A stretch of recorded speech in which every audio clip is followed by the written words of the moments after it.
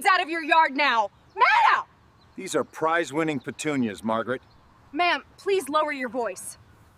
The HOA president didn't just fine me $5,000 for having an ugly garden. She tried to erase my wife.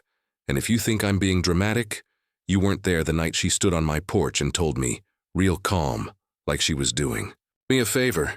That dead people don't get to keep land and memories aren't a zoning category. My name is Daniel Price. I'm 52. And I didn't think I was the type of guy who ends up in a federal case or on the news or standing in front of a room full of lawyers and cameras talking about heritage plants and racketeering law. I thought I was just going to grow tomatoes, fix the porch steps, and miss my wife in peace. You need to understand where this started, or else none of what I did later is going to make sense to you and you're just going to think, this guy snapped. Because that's how they tried to paint me. Unstable widower talking to ghosts. My wife, Lena, got sick last winter. It went fast. Too fast. By the time we knew how bad it was, we weren't talking about treatment plans anymore. We were talking about making her comfortable, and then we were talking about time. We spent a lot of nights in that hospital room that smells like bleach, and warmed up cafeteria soup and tired nurses. And one of those nights she pulled me in close, hand shaking like she was holding back the pain instead of pressing the call button. And she said, "Baby, I need you to promise me something, and I need you to mean it." Now, if you ever love somebody so much that even the way they breathe is a whole world to you, you know how your throat closes when they say something like that. I'm already nodding before she even finishes, right? Like, yeah, whatever you need, whatever you want, I'll burn the state down if you tell me to. She smiled at me the way she only smiled when we were alone. Real soft, real tired, and she said, "My grandmother's garden. Don't let them kill it. Mix my ashes in that dirt and keep it alive. I want to be there. I don't want some stone. In the ground, I want to be in the place where love actually happened." That garden was everything to her. It wasn't pretty to people who like magazine lawns and stone edging from Home Depot, I'll give you that. It wasn't symmetrical. Stuff leaned, stuff crawled. Stuff spilled over where it technically wasn't supposed to. There were climbing beans running up old wire fencing her grandmother salvaged from a chicken coop in the 60s. There were these ridiculous pink and orange roses from some heirloom cutting that didn't even look real when they opened, like frosting on a wedding cake, and there were low wild herbs along the brick path Lena laid by hand, because she said, "When the sun hits after the rain, I want the whole yard to smell like cooking in summer." It was ours. It was hers. It was where she wanted to stay, so I promised. I promised her I'd keep it alive, and I promised I'd put her there, and I promised nobody was going to pave her. Lena passed in February. I'm not going to talk about that part, not yet. You know what that feels like, or you don't, and if you don't, I hope you never do. I brought her ashes home. I mixed some of them into the soil right under the arch of climbing roses where she always said the light was best around 6 p.m. in June. I put down a smooth river stone she picked out the year before. Big round gray thing we hauled home in the HOA. Back of my truck from Cedar Ridge because she said it felt peaceful in the hand. I wrote her name on the underside in case weather ever washed the paint off the top. I hung her little copper chimes from the iron hook by the rosemary because she loved the sound, said they didn't clank like cheap ones, they sang. 3 weeks later, first person to come pay respects wasn't a neighbor with a pie. Wasn't her sister, wasn't even the pastor. It was the HOA. If you've never dealt with a power-drunk HOA president, God bless you, hold on to that innocence. Our president was a woman named Valerie Cross. Early 50s, money haircut, those nails that look sharp enough to open packages without scissors, always in some cream blazer like she lived in a real estate brochure. But the thing to know about Valerie is she smiled with her mouth and not with her eyes. And people who smile like that are not visiting for condolences. She knocked like she owned the place. I opened the door still in the same t-shirt I slept in, hadn't shaved, hadn't eaten anything that wasn't out of a can in days. And she goes, "Daniel, sweetheart, I'm so sorry about Helena. We all are, truly." And her voice is that vague sweet nurse voice people use when they're trying to move a junkie out of the lobby. And she just angles her way right past me, like it's her house. She steps out onto the back patio, puts her hands on her hips and looks at Lena's garden like it insulted her personally. Then she pulls a folded notice out of her leather folder and says, "So, we do need to talk about compliance." I swear, to you I laughed when she said it, like I actually laughed out loud, like this had to be some kind of terrible joke, because Lena hadn't even been gone a full month, and this woman is standing on the flagstone Lena laid while she was on chemo, telling me we need to talk about compliance. The letter said violation of aesthetic standards, yard debris, unapproved memorial installation, odor concerns. Yes, odor concerns, like flowers and basil and lavender are now a health hazard to the community. $5,000 in fines, 30 days to correct. And then this little paragraph at the bottom that said, if I could not reasonably maintain the property due to grief-related incapacity, the board could assist with transition of ownership to a more appropriate steward to protect neighborhood. Will you? Let me translate that for you in plain talk. We're going to kick you while you're on the floor, and then we're going to take your house. I told her, my wife is in that soil. You understand what I'm telling you right now? I said it low because I was shaking and I didn't want her to see my hands shake. This is where she asked to be. This is where she is. Valerie pulled her sunglasses down her nose and looked at me like I was a child playing pretend and said, "Human remains are not permitted in common view areas under Section 8, Daniel. You really shouldn't make decisions when you're emotional. These things get messy legally. There are people who can help you move on." That right there, people who can help you move on. That was the first time I realized she wasn't just being cold, she was running a play. She was fishing for me to say I couldn't handle things, so she could put in paperwork saying I wasn't competent to control the property. She wanted me to sign out of my own life. Now I gotta tell you something about Valerie because it matters. She'd been eyeing this block for years. We're one of the last older stretches in Briar Oaks that hasn't been scraped and rebuilt. Into limestone and glass executive townhomes. My place, Lena's grandmother's place before us, sits on almost an acre. And you know what an acre means to a developer. It means 8, 10, 12 units, HOA dues, controlled optics, resale leverage. And she'd already done it before, that's the part I didn't know yet. She had a little system. Pressure the old folks, find them into panic. Help them sell fast to an investment LLC she quietly controls. Level the property, drop luxury. Cottages. Jack the comps for the rest of the block, repeat. It's not even creative, it's just mean. So I tell her no. I tell her she needs to leave. I tell her that if she steps 1 foot into Lena's beds, I'm calling the police and reporting. Harassment and trespass and whatever else I can think of. She smiles, writes something on her little pad like she's taking my order at brunch and says, "You have 30 days, Daniel. I'll send you the mental health support contact we use in cases like this. You're not alone." That night was the first time I really felt scared. Not angry, actually scared. Not of her, of me losing Lena twice. Once to the cancer, and then again because some plastic smile vulture decided grief wasn't profitable, unless she could resell it in 18 months. Then things went from ugly to disgusting. It started with the roses.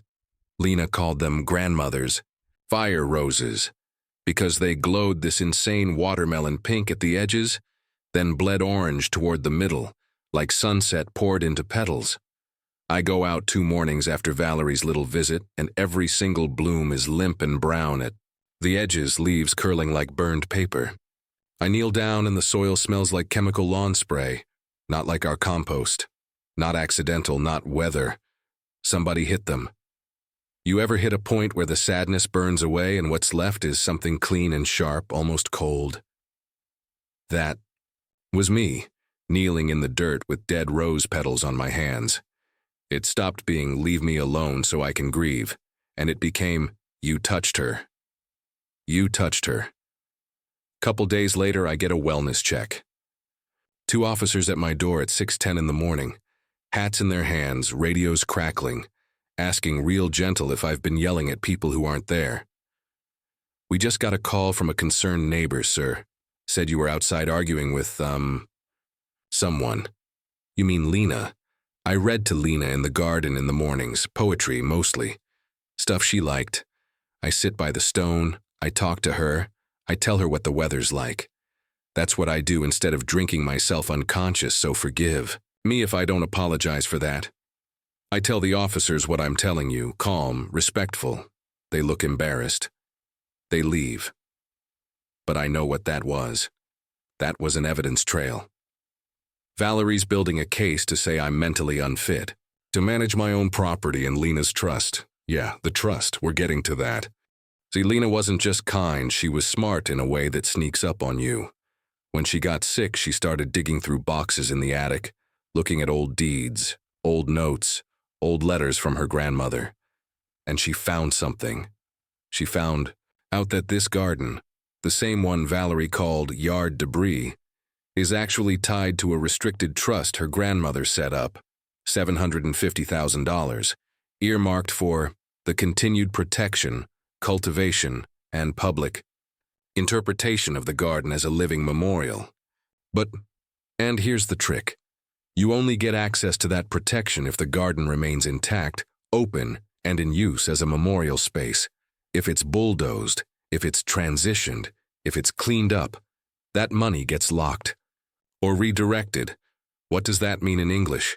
It means Lena's grandmother, God rest that woman, I never even met her and I love her, built a booby trap into the paperwork 40 years ago because she knew somebody like Valerie would eventually show up with a clipboard and a smile, thinking she could pave over memory. Lena wrote all this down. She wrote down the account info, the clause language, the contact at the bank, the phrases to use. She even wrote in her handwriting, "If Valerie tries anything after I'm gone, don't panic. Call this lawyer first, not hers. Do not sell. Do not sign. She will come for the land. She doesn't love you. She loves square footage." So I'm sitting there in my kitchen, holding these papers Lena left me, hands still smelling like those poisoned roses. And I realize Lena knew. She saw this play coming before she died.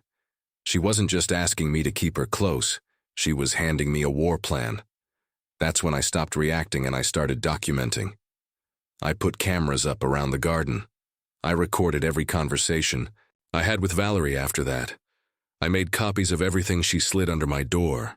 I talked to our elderly neighbor, Mr. Nolan, who used to sit out front in his lawn chair and wave at cars. I hadn't seen him in a while. Turns out, he moved to assisted living 2 months ago after unpaid violations stacked up so high he had no choice but to sell. You know who found the buyer for him as a kindness? Valerie. You know who the buyer was on paper? Sunrise Property Holdings, LLC. You know who runs Sunrise Property Holdings, LLC? Valerie's brother-in-law, under an address that matches Valerie's office suite. It's like watching somebody cheat at cards in slow motion. I keep pulling on that thread, and the sweater just comes apart. There's Miss Ruth on the corner, who had a gas leak issue, very unsafe for a woman her age to deal with. So she took a buyout. There's the retired Marine 2 houses down whose water mysteriously got shut off twice in 1 month and who decided to downsize. Every single time Valerie's in the story like a helpful angel, and every single deed ends up pointing back to the same little tangle of shell companies. So I hire help. Yeah, me. The guy who used to think lawyer up was just TV talk. I call the number Lena left me, an attorney named Miguel Alvarez, who Lena trusted exactly because he's the kind of guy who doesn't flinch when rich people try to scare him. I also reach out to this local reporter, Jess Moreno, who does those small-town corruption articles that make city council people suddenly retire to be with family. I invite them to my house. I make coffee. I lay it all out, all the notes, all the recordings, all the property records I pulled from the county site at 2 a.m. while eating dry cereal out of the box because I couldn't sleep. Miguel just sits there, listening, tapping a pen on his legal pad. Jess keeps saying, "Oh my God," under her breath and taking pictures of the burned roses with her phone. When I finish, Miguel leans back in his chair and goes, "Okay, so here's what we're going to do. Like we're about to build a deck, not take on a woman who basically runs my neighborhood like a little fiefdom." He files for an injunction to freeze any action Valerie tries to take against the garden. No fines collection, no liens, no forced sale hearings. While we clarify the legal status of the memorial site. That phrase turns out to be important. He also files harassment and interference complaints with my recordings attached. Jess, meanwhile, does what Jess does. She writes. Couple days later, there's an article online, and then it hits local TV. And then, I'm telling you, I didn't plan it like this, then it just explodes. Widower threatened with fines for memorial garden containing late wife's ashes. That's the headline. People lost their minds. Donations start popping up for legal defense fund. Strangers are sending me messages like, don't let that witch touch your wife's garden. And Jess is telling me she's getting emails from other HOA horror stories like you wouldn't believe. Turns out folks hate HOA bullies more than they hate anything except maybe the DMV. Now here's where it turns. Here's where this stopped being just sad man versus mean HOA lady and became something way bigger than me. A few days after that, article. I get a call from a woman I've never met. Soft little voice, sounds like somebody's favorite aunt. She says, Mr. Price, my name's Dr. Elaine Rojas. I work with the County Historical Office. I read about your garden. Do you mind if I come take a look? At this point, I'll talk to anybody who isn't trying to bulldoze Lena. So I tell her sure. She shows up the next morning with a canvas bag, hiking boots, and absolutely zero patience for Valerie, which I like her immediately for. She doesn't do the fake smile thing. She doesn't even make small talk. She just walks the garden slow, touching leaves like she's reading Braille, crouching down in the dirt, humming to herself. Then she stops dead by Lena's roses. The same roses Valerie's people tried to kill, and she goes quiet in this way that makes the hair stand up on my arms. She turns to me and says very soft, like she's holding a bird, Daniel, do you know what you have here? I say, a headache and some dead flowers. She doesn't laugh. She says, you have cultivars I haven't seen outside archival. Photographs. You have medicinal herb lines that go back to settlement era. You have heirloom food plants that do not exist in the nursery trade anymore. And, hang on. She squints at the ground near Lena's stone. Then she digs her fingers into the soil like she absolutely owns the planet, and she says, is this where you mixed her ashes? I nod.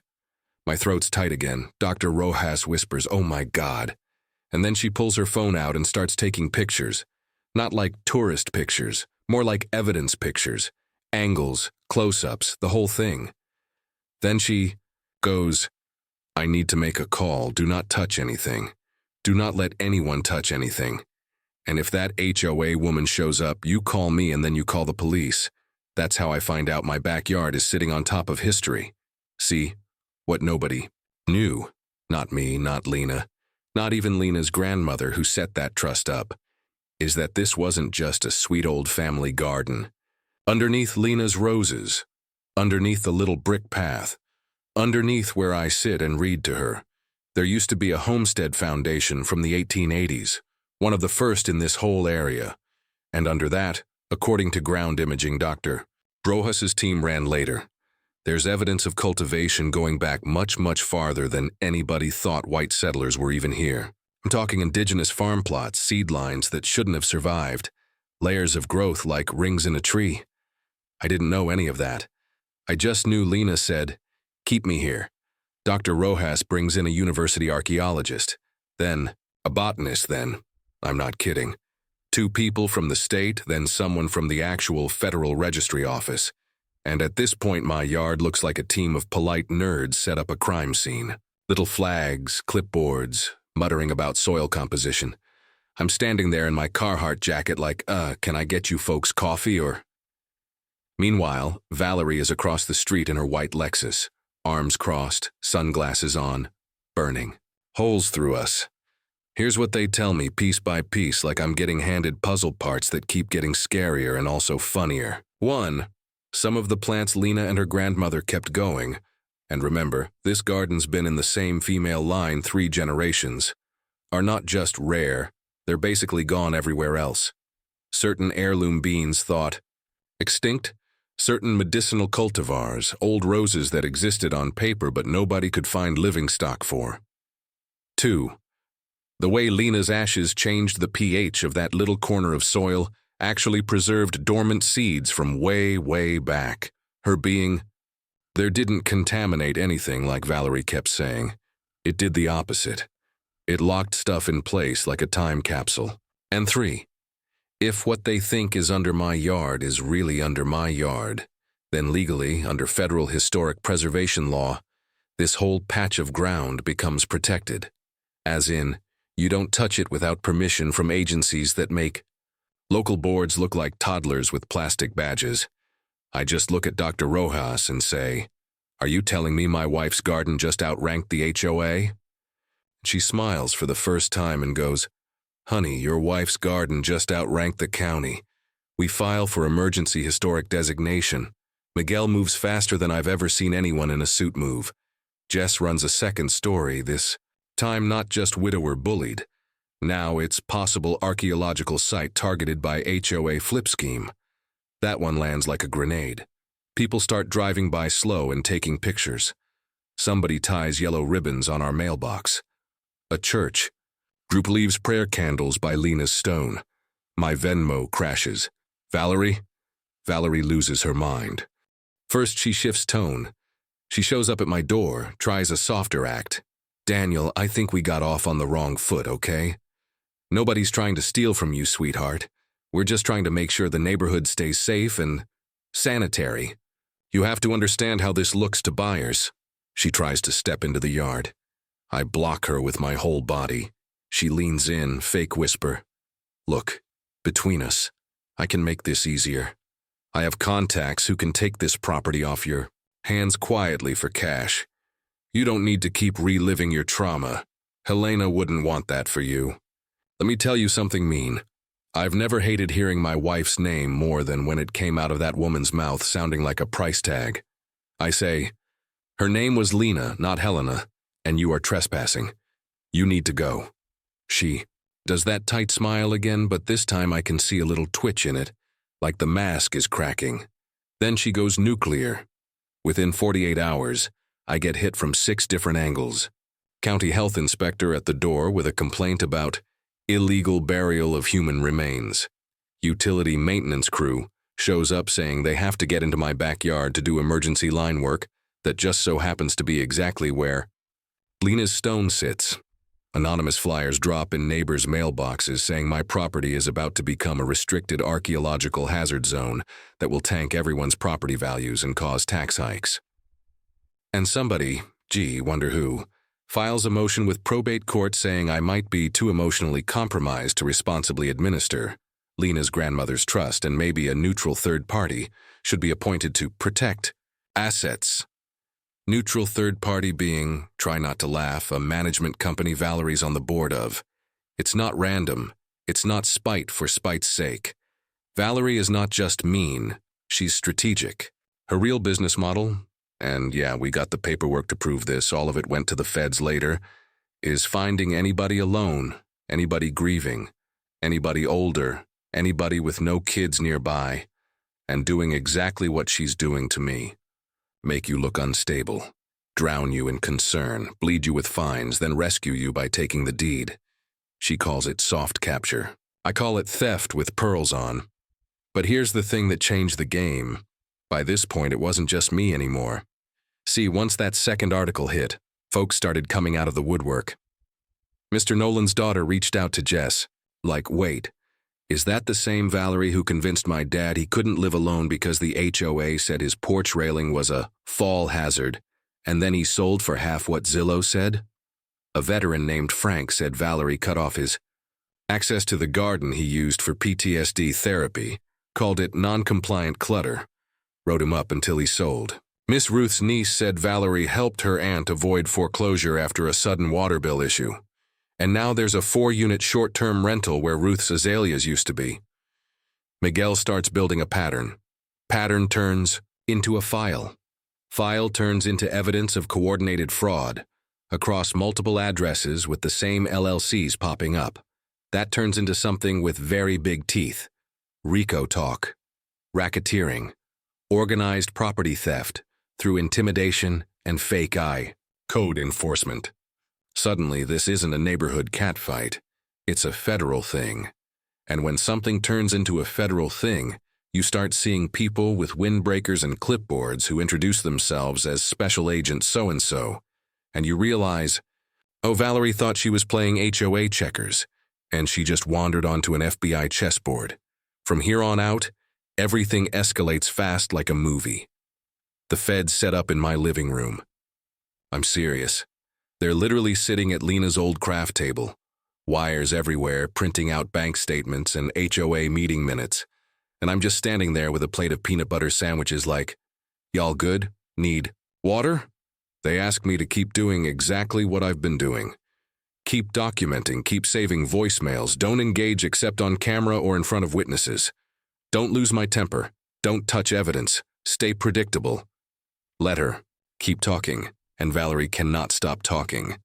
She calls me and leaves this venom-dripping message like, Daniel, listen, I tried to be nice, but if you keep making this public, I will make sure the ashes are declared a biohazard and the county clears that entire yard. I will have code enforcement bulldoze your little shrine if I have to. You think you can hide behind that dead woman, but you forget I run this place. I send the audio straight to Miguel. He sends it straight to the agents. They just nod like, thank you, ma'am, for confessing out loud.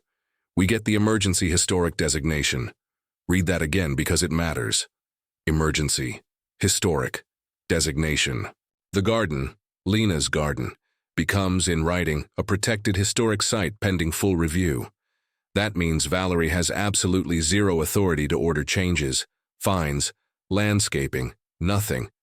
That means anybody who touches so much as a root out there without permission from the preservation office is looking at federal interference charges. That means Lena, who was scared she was just gonna fade, is now officially, legally, permanently rooted in this earth like an oak tree nobody is allowed to cut. The day that letter comes through, I take it outside and I read it out loud to her. Stone. I put my hand on the dirt and I just say, baby, they can't move you, you're home. I wish I could tell you that's where it ended. Like cue happy music, roll credits. Didn't. Valerie wasn't done trying to erase Lena. When people like her feel control slipping, they don't back off. They get feral. The first real, oh wow, she's actually dangerous moment is when some guy shows up in my backyard at 2:30 in the morning with a gas can. Now, quick detail. Because of everything that happened with the poisoned roses, I put in motion lights and a couple of discreet cameras pointing at the garden. Not creepy ones, just enough that if somebody stepped where they shouldn't, I'd know. One night my phone buzzes and I see grainy black and white video of this man in a baseball cap crouching by Lena's stone, splashing liquid around like he's watering the plants with gasoline. I call 911. Barely 2 minutes later, I don't even know from where. Unmarked cars are in my driveway and there are red dots dancing on this guy's chest, and some very calm voices yelling, drop it, hands where we can see them. They pull him off my property. Guess whose phone number is in his call log? Guess who told him, in words he later repeated on tape, make it look like faulty electrical, but I want that whole garden gone. I don't care if it scorches him with it. Valerie. Valerie said that. On the phone. Recorded. I didn't have to touch her. She set herself on fire. After that, there's no misunderstanding. There's no concerned neighbor. There's attempted arson on a federally protected site that also happens to be my wife's resting place. And that's when I see something new in the faces of those agents in my living room. It's not polite anymore. It's not patient. It's cold. It's, we're taking you apart now. From there, it unravels like cheap twine. They go through Valerie's bank accounts, her property management companies, her brother-in-law's LLCs, the mortgage broker she uses to help people refinance, even this fake counseling service. She tried to steer me towards so someone could declare me incompetent. They find payoff trails. They find wire transfers labeled things like facilitation bonus. They find text messages to a county inspector offering a weekend in Tampa if he'll write up citations on our problem houses. They find emails straight up laying out timelines like widower vulnerable, emotional leverage high, aim for 6-week exit max. You know what happens when the FBI can connect money, intimidation, fake code enforcement, interstate wire activity, and attempted arson around protected land. They stop calling it HOA drama. They start calling it racketeering, elder abuse, conspiracy to commit fraud, attempted destruction of a federally protected cultural resource, and the part of me that's just a guy in work boots standing in the dirt holding a garden hose is suddenly standing in the middle of a case people with badges use words like precedent about. I end up in a town hall meeting I didn't plan and definitely didn't ask for. 800 people packed into the community center gym. Lights hot, local news, state news, national news. There's a folding table up front like it's a school board meeting. Except instead of bored PTA moms and one angry dad, it's federal prosecutors, preservation officers, veterans in dress uniforms, church leaders holding hands with neighbors they never talked to before, and me in the same denim jacket Lena used to steal when she got cold on the porch. They bring Valerie in last. Orange jumpsuit, shackles, no blazer, no nails, no sunglasses, hair frizzed out where the bleach is growing back dark at the roots. That perfect smile is gone. She looks smaller than I've ever seen her. Her eyes are still mean, though. Mean. Never really leaves. The U.S. attorney. I'll never forget this. She steps up to the microphone and she doesn't start with me. She doesn't start with Lena. She doesn't even start with the fire. She starts with Mr. Nolan. She starts with Miss Ruth. She starts with Frank the Marine and his therapy garden. She says their names into that microphone and says, "What happened to these people is not homeowners association business. It is organized exploitation of grief and age for profit." She says, "We have filed charges under federal racketeering law," and the room just exhales, like finally somebody named it out loud. Then Dr. Rojas, who, by the way, now walks around like a tiny unstoppable storm, gets up and starts talking about the site itself. And listen, I'm a regular guy. I fix my own sink. I keep gas in the truck. I don't use words like cultural continuity in conversation. But even I understood the weight of what she was saying. She puts up these blown-up photos of little seeds next to rulers, pieces of pottery, old brick lines under the soil, and she tells everybody, this garden is one of the longest, continuously cultivated plots in this region, likely over 140 years of uninterrupted tending, and potentially far beyond that. It carries plant genetics we thought were gone, knowledge we thought was gone, and it only survived because women passed it down, hand to hand, and one of those women, Lena, asked her husband to protect it when she knew she was dying. The room goes quiet in that way where you can literally hear people breathing, and then they let me talk. I didn't want to. I'm gonna be honest. I'm not a speech guy. I'm a tell you over a beer on the tailgate guy, but they said it would matter if I said it myself. So I walked up there and I put my hand on that podium like it was a railing on a moving boat, and I said, "My wife didn't ask for any of this. She just wanted to stay home." I told them about the hospital room. I told them how Lena smelled like vanilla lotion and saline when she made me promise. I told them about the river stone and the copper chimes and the way Valerie stood in my kitchen 30 days after I scattered Lena in that dirt and said, "Human remains don't belong in view." I told them how it feels when somebody calls the place your dead wife is resting yard debris. I told them how it feels to wake up to your grief turned into a code violation. And then I said something I didn't even know I believed until the words came out.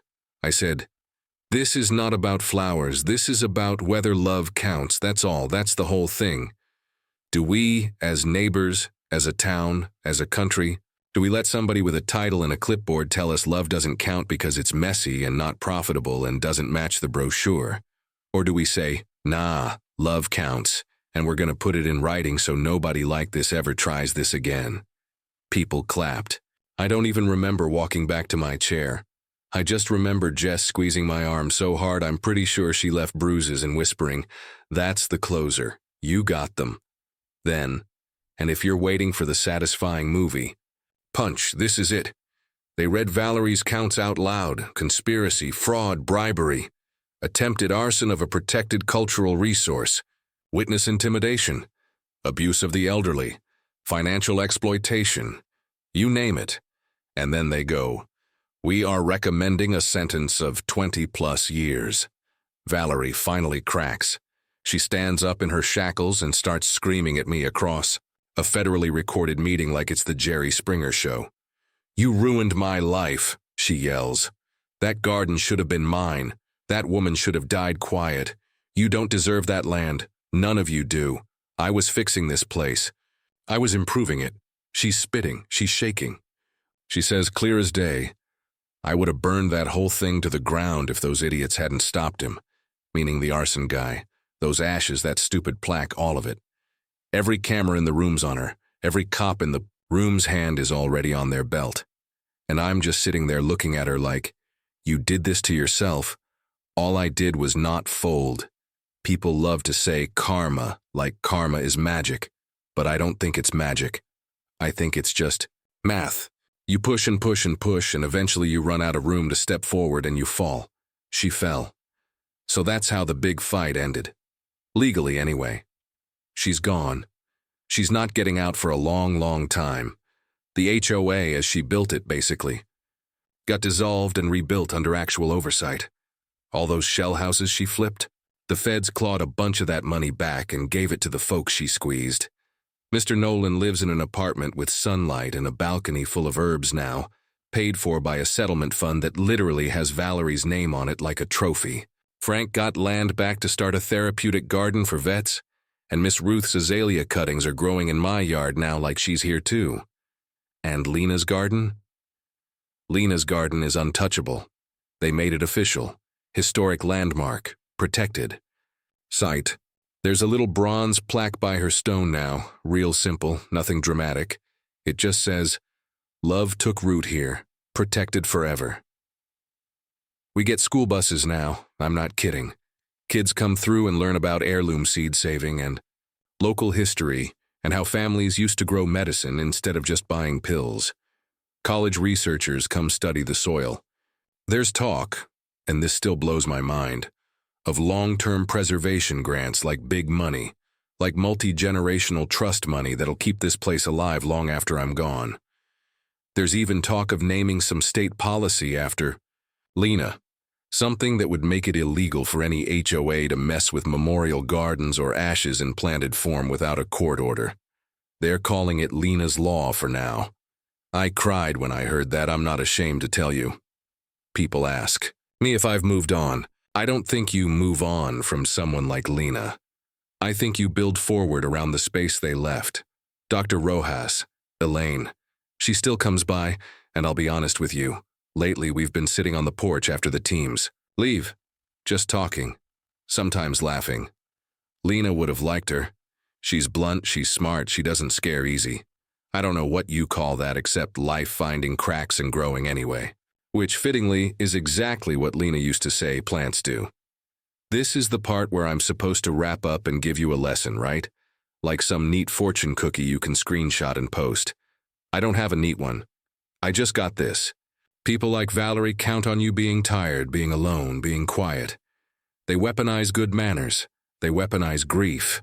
They make you feel crazy for wanting to keep what matters. And then they call that help. What happened here? It wasn't me being some hero. I'm nobody special. It was me refusing to be quiet, plus one woman who could read plants like a book, plus a stubborn attorney, plus a loud reporter, plus neighbors finally seeing what was being done to them, all at once, and deciding, nah, we're not doing this anymore. That's what stopped her. That's what saved Lena's place, not anger, not fists, just refusing to be erased. So now I'm going to ask you something, and I want you to really sit with it before you answer. Who was right here? Be honest. Was I right to put Lena's ashes in the garden and tell everybody to back off, even though technically there's rules about human remains? Or was Valerie right to say rules are rules in the neighborhoods? Look matters more than one person's grief, especially if property values are involved. Do you think an HOA should ever have the power to tell a widow what's allowed on the soil where his wife asked to rest? Or is that a line nobody should cross no matter what the bylaws say? Drop it in the comments. I want to hear what You really think, even if you don't agree with me, because this isn't just my street, this is everywhere now.